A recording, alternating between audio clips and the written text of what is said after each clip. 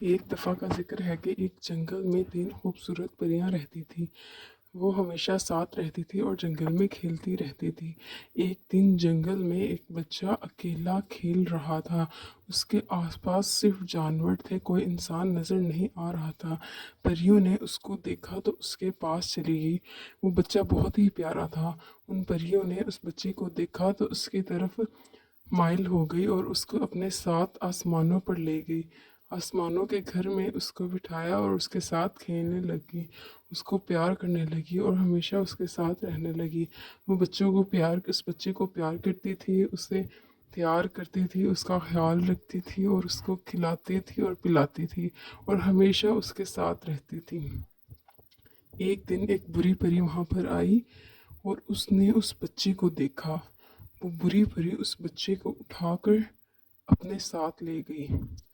اس بچے کو اٹھا کر وہ اپنے ساتھ اپنے گھر لے گئی اور وہاں پر جا کے اس نے اس پر جادو کرنا شروع کر دیا۔ اتنے میں تینوں پریوں نے دیکھا کہ بچہ وہاں پر نہیں ہے، تو وہ دونوں بری پری کے پاس گئی اور وہاں پر جا کے انہوں نے اس سے لڑائی کرنا شروع کر دی۔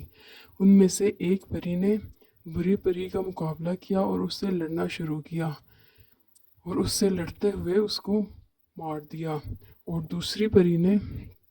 دوسری پریوں نے بچے کو اٹھایا اور اس کے جادو سے آزاد کیا اور اس کو اپنے جادو سے آزاد کیا اور اس کو اپنے ساتھ لے گئیں۔ جبکہ جو پہلی پری تھی اس نے بری پری کی جادوئی چھڑی کو توڑ دیا اور اس کی ساری شکتیاں بھی ختم ہو گئی اور وہ ہمیشہ ہمیشہ کے لیے ختم ہو گئی۔